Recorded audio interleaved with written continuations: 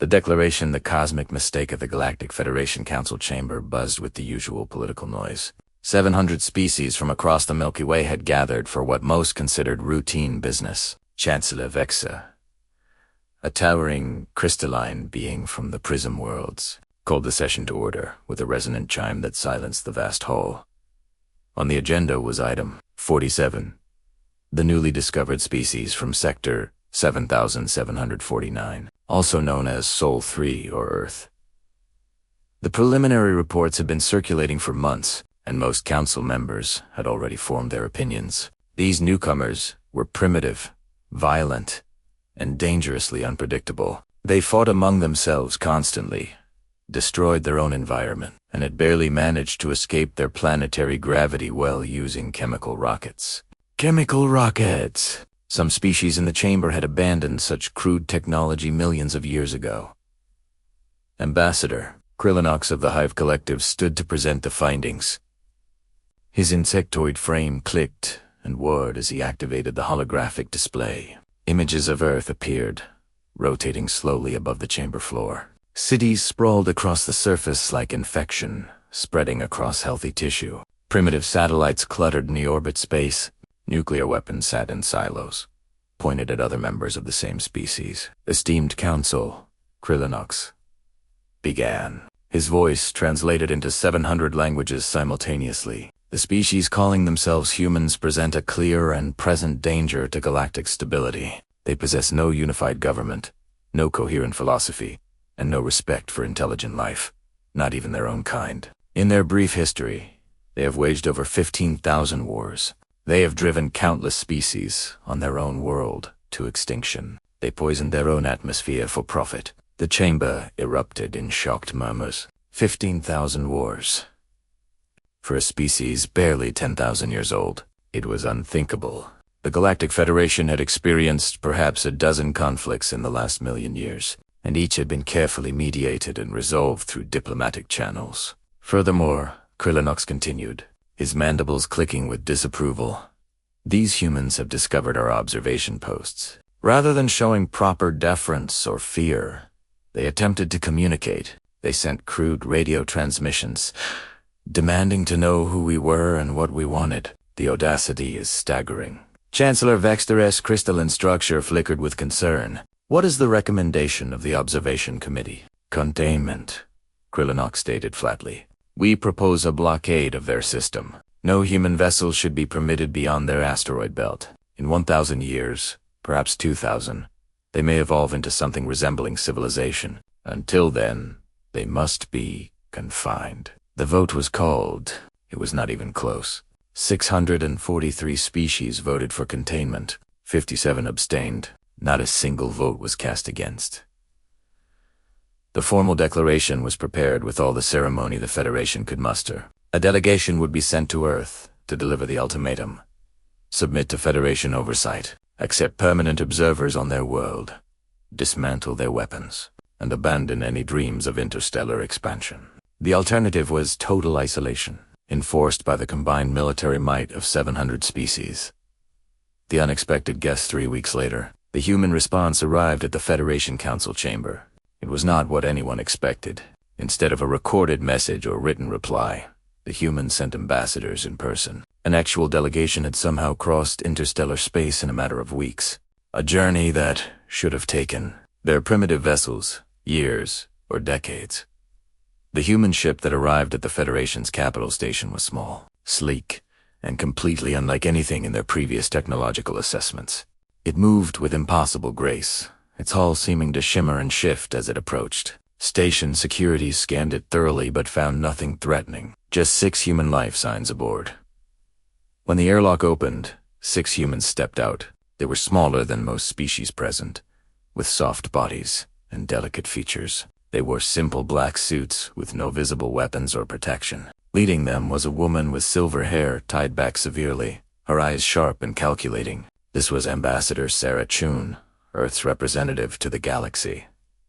The council reconvened to hear the human response. Chancellor Vexter granted them 5 minutes to speak. Ambassador Chun stood in the center of the chamber, looking tiny and vulnerable beneath the gaze of 700 alien species. Say, Ismailit. Honorable Chancellor, esteemed council members, she began, her voice calm and clear. Earth has received your ultimatum. We have considered it carefully. We appreciate your concern for galactic stability and your desire to guide young species toward civilization. A murmur of approval rippled through the chamber. Perhaps these humans were more reasonable than the report suggested. Perhaps they understood their place in the cosmic order. However, Chun continued, and something in her tone changed, became sharper. We must respectfully decline. Silence crashed over the chamber like a physical force. Decline. No species declined the Federation. Ever. Not in 12 million years of recorded history. You misunderstand your position, Chancellor Vexter said, his voice resonating with barely controlled anger. This is not a negotiation. This is not a request. This is the will of the Galactic Federation, representing 700 civilizations and trillions of beings. You will comply. Ambassador Chun's smile widened. No, she said simply. We will not. The chamber erupted. Delegates from 100 species shouted demands and threats. The crystalline chancellor's body flared with red warning lights. Ambassador Krillinox, S-Hive brothers, screeched in unison, a sound that would have been deafening without translation filters.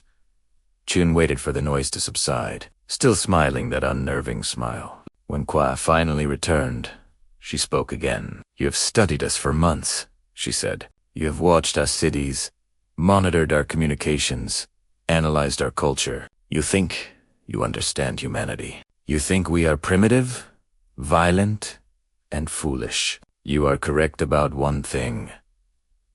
We are violent, but you have fundamentally misunderstood what that means. She activated a small device in her hand. Holographic displays filled the air around her, showing images and data that made the council members lean forward in confusion and then growing horror. You wondered how our ship reached your station in 3 weeks, Chun said. We have had faster-than-light travel for 30 years. You wondered why we still use chemical rockets. We don't. Those are for show, for your observation posts to see. You wondered about our nuclear weapons pointed at each other. They have been decommissioned for 15 years. Everything you think you know about humanity is exactly what we wanted you to see. The holographic displays showed human ships, real human ships, sleek and deadly in numbering in the thousands. They showed weapons that made Federation technology look like Stone Age tools. They showed research facilities hidden in asteroid belts and on moons, advancing science at a rate that should have been impossible. For 30 years, Chun continued, we have known you were watching. We discovered your observation posts within months of your arrival. We could have made contact then, but we chose not to. We chose to let you see what we wanted you to see. We chose to appear primitive and contained while we prepared for this moment. Chancellor Vexter's crystalline structure was now flickering rapidly, a sign of deep distress. Why this deception? Because we studied you too, Chun said. We learned about the Galactic Federation, its laws, its history, its arrogance. We knew that if we appeared strong, you would see us as a threat and move to eliminate us. If we appeared equal, you would see us as competition. So we appeared weak, knowing exactly what you would do. You would offer us a choice. Submit or be contained. And when we refused both, you would declare war. You want war, Krillinox screeched. You cannot possibly believe you could stand against the combined might of the Federation. Chun's smile became something colder, harder. Ambassador Krillinox's humanity has been at war with itself for 10,000 years. We have fought over land, resources, ideology, and religion. We have nearly destroyed ourselves a dozen times. We have turned warfare into an art form, a science, and a fundamental part of our culture. And 3 decades ago, we finally achieved something remarkable. We stopped fighting each other. She paused, letting the words sink in. Do you know how difficult it is for humans to maintain peace? How much effort it takes to redirect all that aggressive energy, all that competitive drive, all that evolutionary programming toward conflict? We have been ready to explode for 30 years, holding back the tide, waiting for the right moment. And now you have given us exactly what we needed. A common enemy. The silence in the chamber was absolute. Every delegate, Every species suddenly understood the trap they had walked into. They had done exactly what the humans wanted. They had united humanity against a single foe. They had given these violent, creative, adaptable beings permission to unleash everything they had been holding back. Asterisk. This council hereby declares, Chancellor Vexter said, his voice shaking with fury and fear, total war against the species known as humanity. The Sol system will be sterilized. The human species will be eliminated as a threat to galactic peace. The vote was unanimous. 700 species, representing trillions of beings, committed themselves to the destruction of humanity. Ambassador Chun bowed slightly. "Thank you," she said. "We hoped you would say that." The laughter of the transmission reached Earth's United Command Center 17 minutes later. General Marcus Webb sat in the war room deep beneath the Rocky Mountains, surrounded by the leaders of Earth's military forces. The holographic projection of Chancellor Vexter's declaration played above the conference table. The alien's crystalline voice echoed through the chamber, pronouncing humanity's death sentence with absolute certainty. When the message ended, silence filled the room. General Webb looked around at his colleagues. Admiral Saren Thompson of the Space Force sat to his right, her expression neutral. General Chun Zhao of the Ground Forces was on his left, fingers steepled in thought. General Marie Dubois of Special Operations leaned back in her chair, arms crossed. Admiral James Okonkwo of the Defense Fleet was reviewing data on his personal display. Then General Webb began to laugh. It started as a quiet chuckle, barely audible above the humming of electronic equipment, but it grew, spreading across his weathered face, shaking his broad shoulders. Admiral Thompson was next, a sound that was both relieved and exhilarated. General Zhao's deep, rumbling laugh joined the chorus, followed by General Dubois's sharp bark of amusement and Admiral Okonkwo's booming guffaw. Within seconds, the entire war room was filled with the sound of human laughter. Tactical officers at their stations grinned and chuckled. Intelligence analysts shared knowing looks. Even the stoic security guards by the door were smiling. "They actually did it," General Webb said when he finally caught his breath. "They actually declared war." Ambassador Chun said they would, but I had my doubts. "Never doubt Chun," Admiral Thompson said, wiping tears from her eyes. "She played them perfectly. 30 years of preparation, and they walked right into it." General Zhao pulled up a tactical display. "Fleet status. All vessels are at full readiness," Admiral Okonkwo reported. "The 3rd, 5th, and 7th fleets are holding position at Rally Point Omega. The 2nd and 4th are conducting exercises near the Jupiter shipyards, ready to deploy on your order. The 1st fleet is defending Earth directly."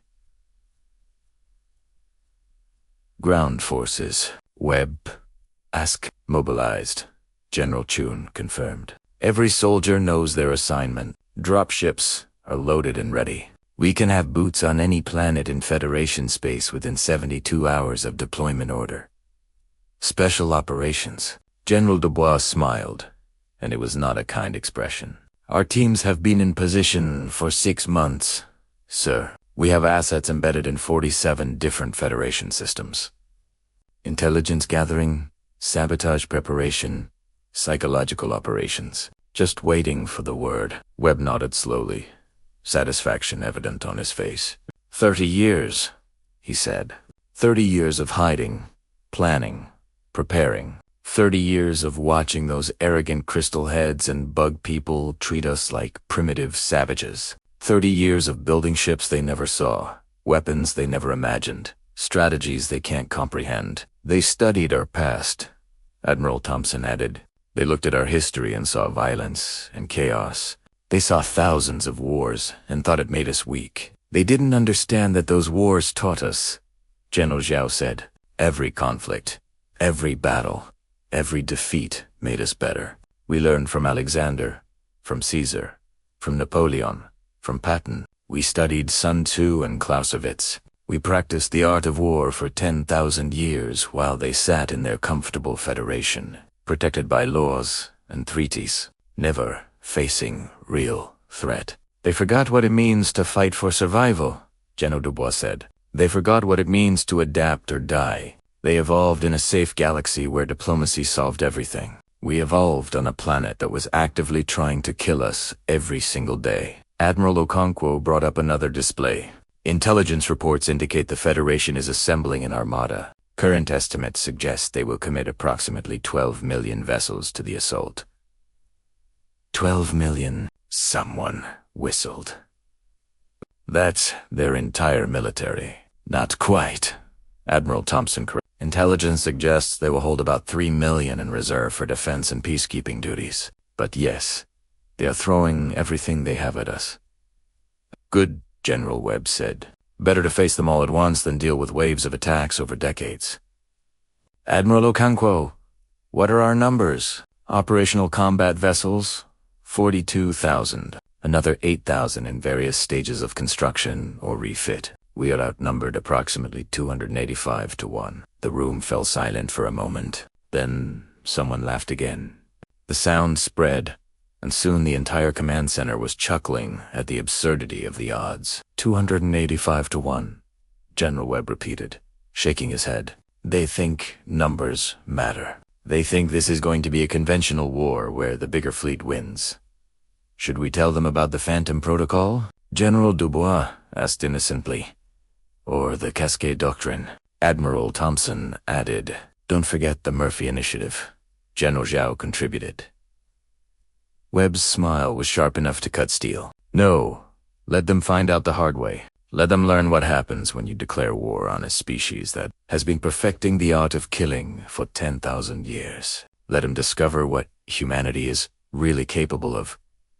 When we stop playing nice, he stood, and immediately every person in the room came to attention. Ladies and gentlemen, the Galactic Federation has made a critical error. They have united humanity under a single cause. They have given us permission to do what we do best. They have declared war on the most dangerous species this galaxy has ever seen, and they don't even know it yet. Webb looked at each of his fellow commanders in turn. Send a recall signal.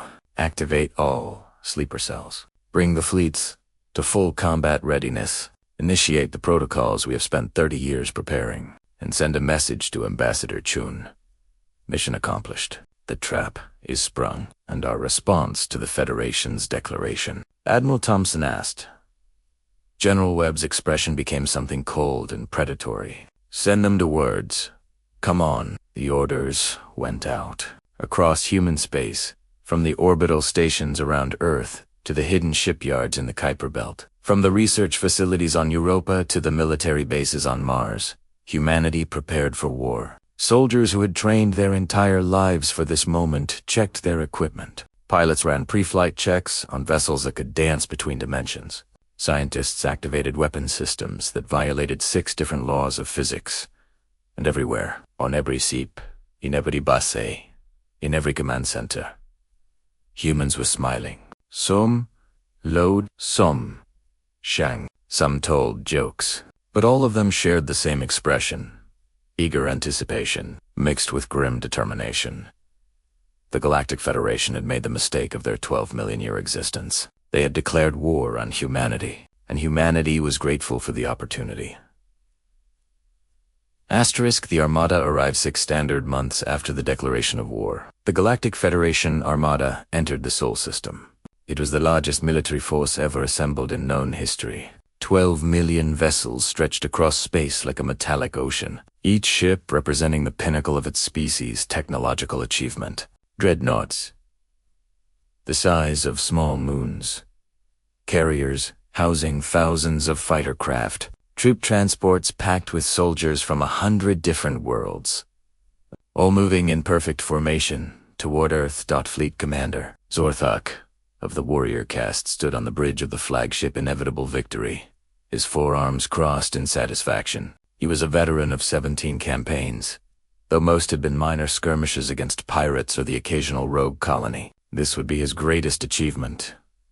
The conquest of humanity, the species foolish enough to defy the Federation. All fleets report ready, Commander, his tactical officer announced. We are in position to begin the assault. Zorthok activated the fleet-wide communication channel. Warriors of the Federation, his voice boomed across 12 million vessels.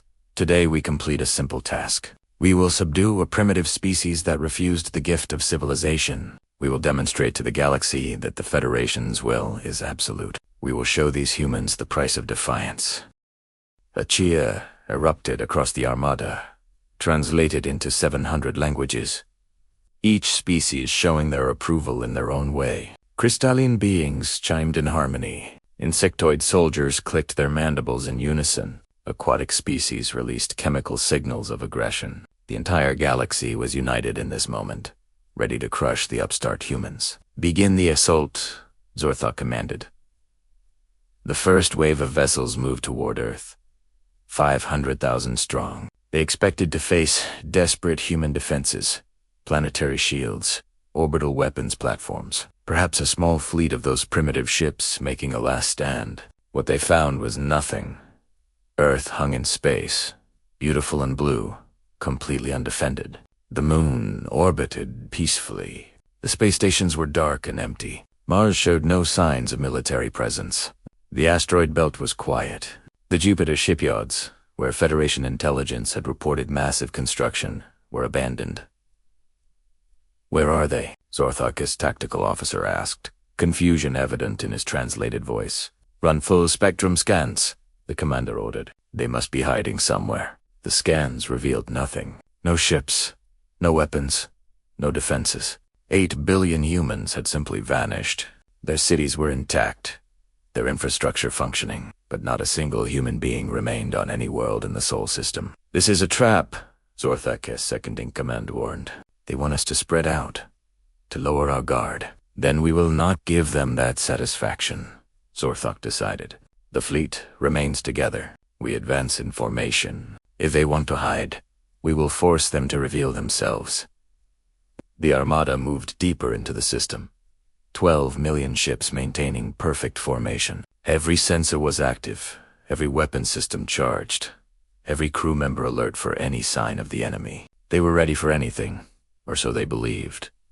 The attack, when it came, was nothing like what they expected. There were no dramatic fleet engagements, no ships appearing from hyperspace. Instead, vessels at the rear of the formation simply stopped responding. One moment they were there, the next they went silent. No distress calls, no sensor readings, just sudden inexplicable silence. "Report! Pa! Report!" Zorthok demanded.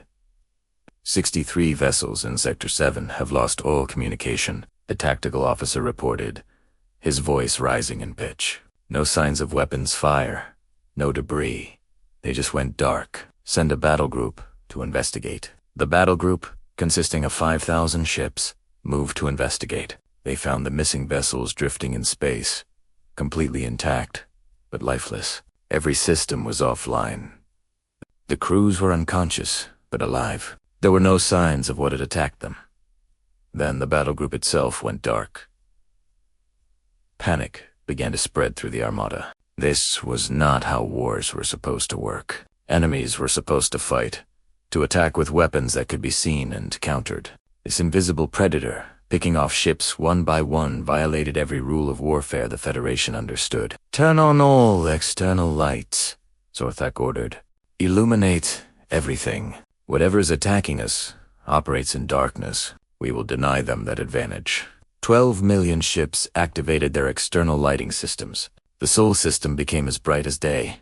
Every shadow banished, every dark corner revealed. For a moment, the fleet commanders felt relief. Now they could see their enemy coming. They still never saw it coming. Human ships appeared suddenly, not from hyperspace or stealth systems, but from directions that should not have been possible. They emerged from angles that violated three-dimensional space, sliding into reality like ghosts passing through walls. They were small, sleek, and moved with impossible speed, dancing between Federation vessels like water flowing through rocks. And they were laughing. The communication channels filled with human voices, singing battle songs, telling jokes, cheerfully commenting on the effectiveness of their attacks. It was psychological warfare at its finest, and it was working. Soldiers who had never known fear in their lives began to panic as these small ships dismantled their mighty armada with surgical precision. The Phantom Protocol Admiral Sierra Thompson commanded the human forces from the carrier Defiant, positioned safely outside the Sol system's gravity well. Her tactical display showed the Federation armada in disarray. 12 million vessels, trying and failing to respond to attacks that seemed to come from nowhere and everywhere. Simultaneously, Phantom Protocol is performing beautifully, her tactical officer reported. The dimensional shift drives are allowing our ships to attack from angles they cannot possibly defend against. Thompson nodded.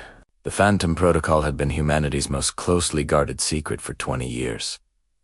It allowed human ships to briefly shift into a parallel dimension, move to a new position, and shift back, effectively allowing them to attack from impossible directions. The Federation's sensors, designed for three-dimensional warfare, were utterly useless against it. "How many enemy vessels have we disabled?" Thompson asked.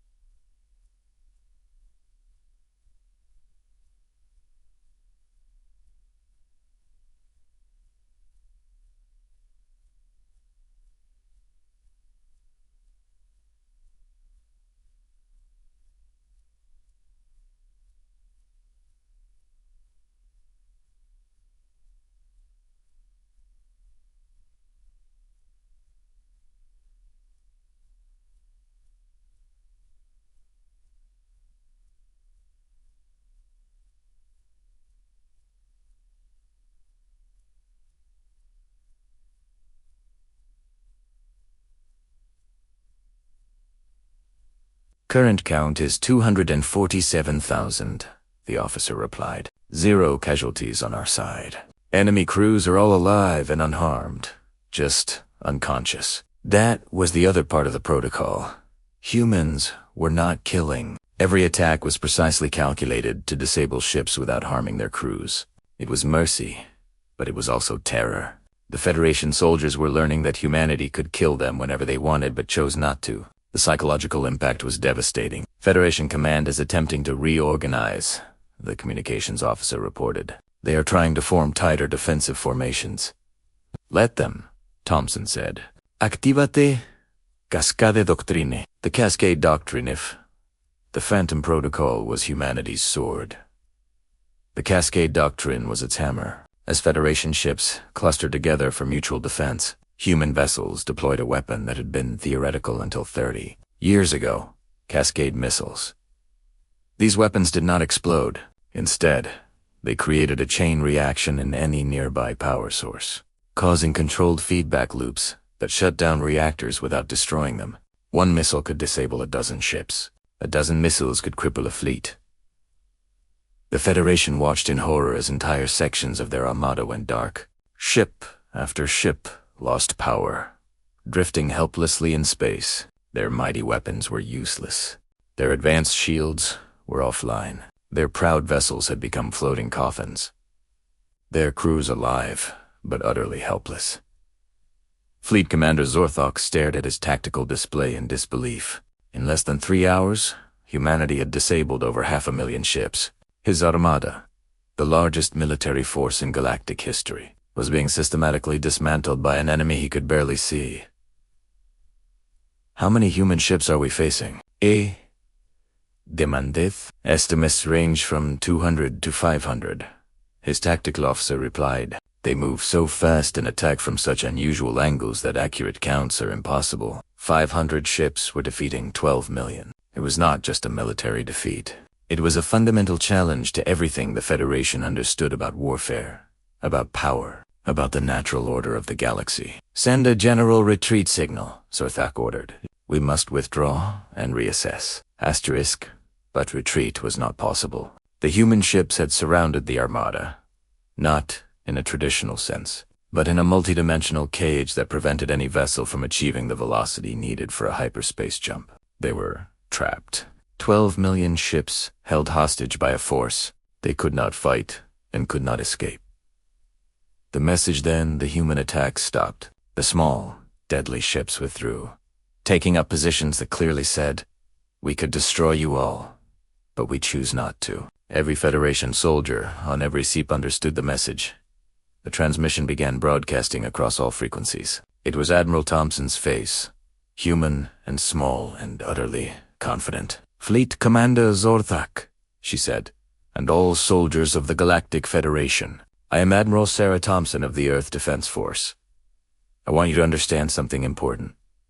You are not defeated. You are being educated." She leaned forward, her expression serious. For 12 million years, the Federation has existed in a galaxy where violence was regulated, controlled, and rare. You have forgotten what real warfare looks like. You have forgotten what it means to face an enemy that has been fighting for survival every day of its existence. Asterisk, we have disabled 687,000 of your vessels in 3 hours. Thompson continued. We have done so without killing a single being. This is not because we lack the ability to kill. This is because we choose to show mercy. We want you to understand the difference. She paused, letting her words sink in. Humanity did not want this war. We wanted friendship, trade, and cultural exchange. You chose to declare us your enemy. You chose to bring 12 million ships to exterminate us. So we will teach you why that was a mistake. A new display appeared beside her image, showing human ships, their true capabilities revealed for the first time. Weapons that could tear holes in space-time. Drives that allowed instantaneous travel across interstellar distances. Shields that could withstand star level in air. And most terrifying of all, the numbers. Not 42,000 ships, as Federation intelligence had believed, but over 600,000. Hidden across 100 different systems, waiting for this moment. Asterisk. We hid our strength, Thompson sighed. We let you believe you were facing primitive savages. We wanted you to commit fully, to bring everything you had, to show us the full extent of Federation military power. Thank you for that. Now we know exactly what we are dealing with. You have 3 choices, she continued. First, you can continue fighting. We will continue disabling your ships until none remain operational. Your soldiers will be unharmed, but they will drift in space until we decide to rescue them. Second, you can attempt to retreat. We will allow this, but you will leave all disabled vessels behind. Or third, you can surrender and we can begin negotiating a new relationship between humanity and the Federation. You have 1 hour to decide. Thompson sighed. Choose. Wisely, because if you choose to continue fighting, we will stop being merciful. We will show you what humanity is truly capable of when we stop holding back. And Commander Zorthok, I promise you, you do not want to see that. The transmission ended. In the command center of the inevitable victory, Fleet Commander Zorthok sat in his command chair, all 4 arms hanging limply at his sides. Around him, his officers waited for orders that did not come. For the first time in his long military career, he had no idea what to do.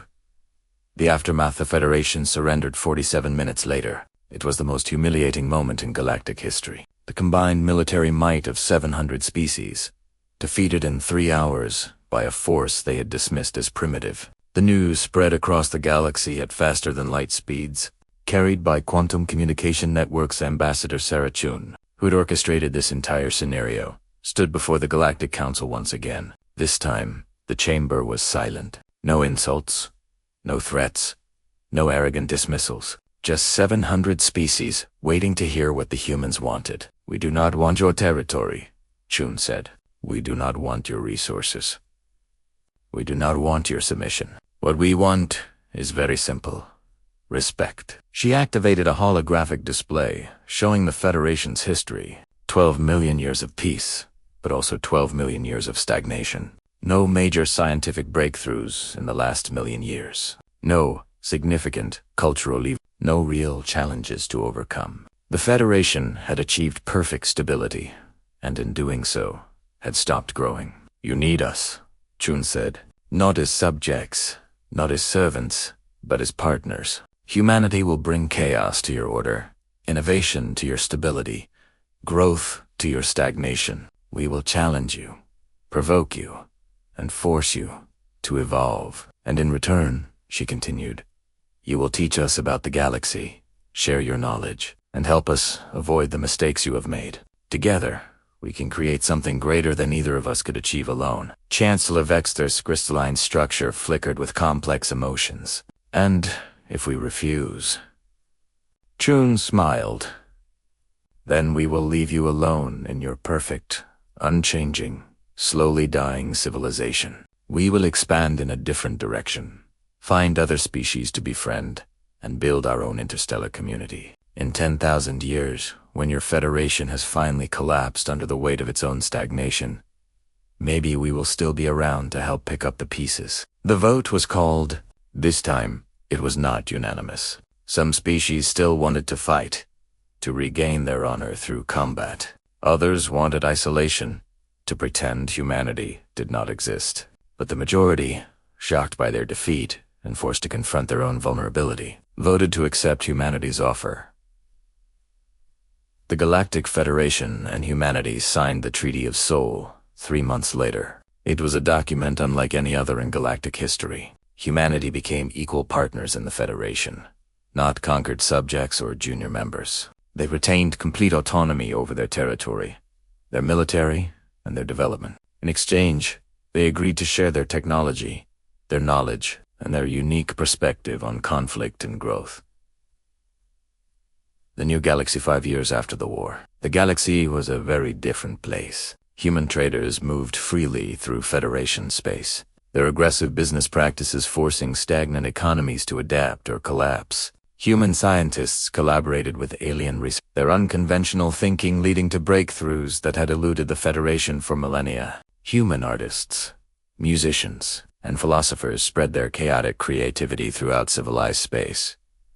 And most importantly, human military advisors were teaching Federation defense forces how to really fight. The lessons were hard, often humiliating, but necessary. The galaxy was a dangerous place, and the Federation's 12 million years of peace had made them vulnerable to threats they did not yet know existed. In a command center beneath the Rocky Mountains, now expanded and modernized, General Marcus Webb reviewed the latest reports. Human colonies were spreading rapidly, welcomed now rather than feared. The economy was booming. Science was advancing faster than ever. And most satisfying of all, the Federation was growing, changing, evolving for the first time in millions of years. "We did it," Admiral Thompson said, standing beside him. "We actually did it." Webb nodded. "We showed them that being different is not the same as being inferior. We proved that humanity has a place in this galaxy, not as subjects or servants, but as equals, and we did it without becoming conquerors," Thompson added. "We could have destroyed the Federation. We could have taken over, imposed our will on 700 species. But we chose differently, because that is what makes us human," Webb said. "We are capable of terrible violence.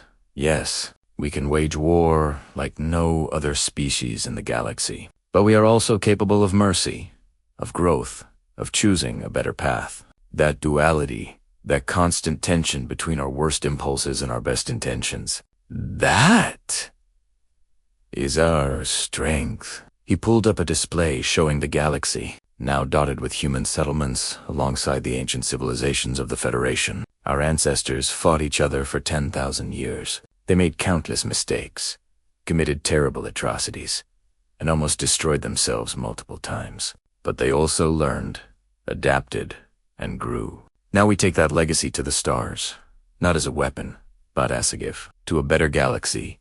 Thompson raised her coffee cup in toast. "To a better galaxy," Webb agreed, raising his own, "where humanity's chaos and the Federation's order can coexist, complement each other, and create something neither could achieve alone." Outside the command center, across Earth and throughout human space, millions of people went about their lives. They worked, played, loved, and dreamed of a future among the stars. They were no longer alone in the universe. They were part of something larger now, a galactic community that had learned the hard way never to underestimate humanity. And sometimes, in quiet moments, they remembered the day the Galactic Federation declared war on Earth. They remembered how the human generals had laughed at the news, and they smiled, knowing that laughter had been justified, because humanity had faced impossible odds and emerged victorious, not through superior firepower, but through superior strategy, preparation, and the one thing that made them truly unique in all the galaxy, the ability to turn their greatest weakness into their greatest strength. The war had lasted 3 hours. The lessons would last forever.